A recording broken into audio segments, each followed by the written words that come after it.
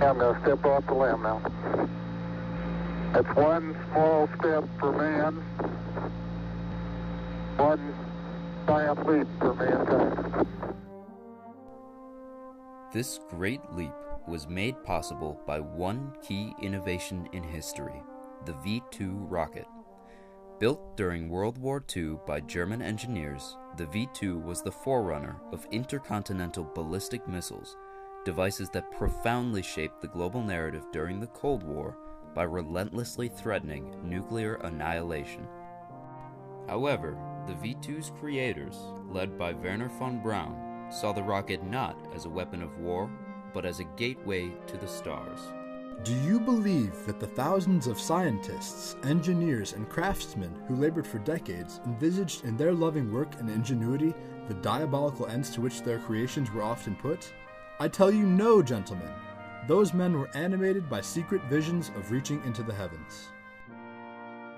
As the first ballistic missile, the V-2 led to the creation of ICBMs, but, more importantly, it is the ancestor of all modern space rocketry, the bridge between mankind and the universe. After World War I, the Treaty of Versailles prohibited Germany from manufacturing heavy artillery. Seeking to circumvent this restriction during Germany's rearmament, the Department of Ordnance set up an experimental facility on the Baltic island of Peenemünde in 1938. This state-of-the-art complex produced a series of large, liquid-fueled rockets under the direction of the brilliant young Wernher von Braun. The grim nature of World War II hastened development, and in 1944 the culminating rocket was designated the Vengeance Weapon II, or V-2. It was ordered into mass production at Mittelbau-Dora, a brutal slave labor camp near Buchenwald. One of the interesting things when you look at the development of the V-2 itself is that roughly 20,000 people died in the process of manufacture of that. So this was done by slave labor. The V-2 was the first large-scale rocket to utilize liquid fuel, allowing the engine to propel the rocket through the stratosphere to suborbital flight. Upon re-entering the atmosphere, it would come down onto its target at 3 times the speed of sound, 5 times faster than the swiftest British interceptor fighter. This astounding velocity made the rocket terrifyingly lethal. It could not be heard until after impact, destruction was multiplied by the sheer kinetic force, and it was impossible to shoot down. The great innovation of the V-2 was its fusion of disparate elements of rocket technology. Multi-injector combustion chambers, liquid fuel, supersonic aerodynamics, and advanced gyroscope-controlled exhaust vanes, all combined on an unprecedented scale. V-2 was a really big rocket by comparison to everything came before. I mean, it was a huge scale up. And here was a leap to something that was over 55,000 pounds of thrust and was 46 feet tall. So just in sheer size alone, it was a dramatic transformation in rocketry. 2,541 people were killed by the rockets, primarily in London and Antwerp. Thousands more were injured or had their homes destroyed. However, it was too little, too late. Germany's war-ravaged infrastructure could not support the scale of production necessary to salvage the Third Reich. As the fall of Nazi Germany became inevitable, both the United States and the Soviet Union raced to seize the V-2 rocket technology, as it would provide a huge advantage in any future conflict. Wernher von Braun and 117 other top scientists and engineers defected to American forces in hope of more lenient treatment. Additionally, American forces acquired key technical documents and 100 near-complete V-2s. The Soviets themselves secured a host of low-ranking engineers and a vast quantity of less important material.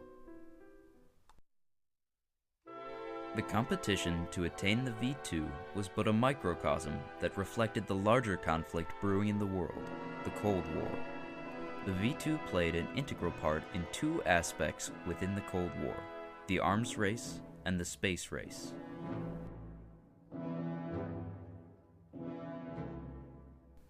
The V2's demonstrated military value prompted the United States government to invest in its further development, producing the Redstone rocket in 1952.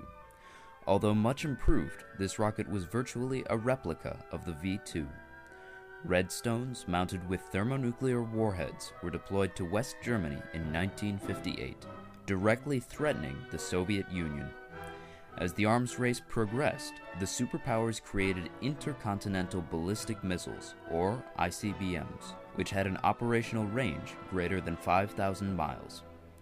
For example, the Titan II, one of 22 ICBM variants developed by the United States, used liquid fuel and a gyroscopic sensor identical in principle to the V2.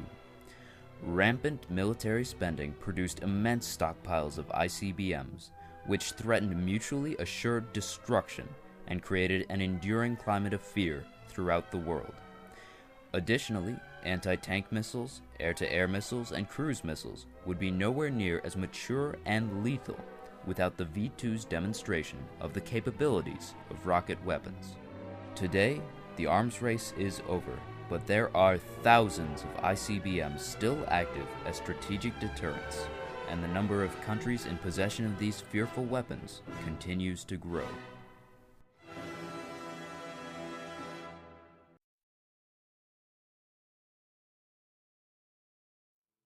Seeking to technologically surpass the West, the Soviet Union copied the V2 outright and designated it the R-1. From this, a series of rockets was developed, leading to the R-7, which launched Sputnik, the first satellite, into low orbit in 1957. Utilizing the same rocket, Soviet Army Major Yuri Gagarin became the first human in space in 1961, a feat that astonished and alarmed the United States. Werner von Braun was at this time the director of the Marshall Space Flight Center and oversaw the creation of the series of massive rockets that culminated in the Saturn V. This rocket took the crew of Apollo 11 to the moon, where Neil Armstrong took his monumental step on July 21, 1969. The Saturn V, as well as the modern-day space shuttle, both used liquid oxygen as the cryogenic and oxidizing components of their fuel, just as the V2 rocket pioneered. Perhaps more importantly, the V2 showed that reaching the heavens was truly possible. The rocket, which first came to life before and during World War II, now occupies a sizable portion of man's thinking. As a weapon, as a tool for the exploration of cosmic space, and as a vast new challenge to many branches of engineering and science. Clearly the rocket has had this fundamental impact on our lives in the 20th century and the 21st century because it both enabled the ICBM and other similar technologies for destroying the world, and it enabled space exploration and space exploitation. Although it failed to change the outcome of World War II, the V2 had a tremendous effect on history, shaping and changing world events even to the present day.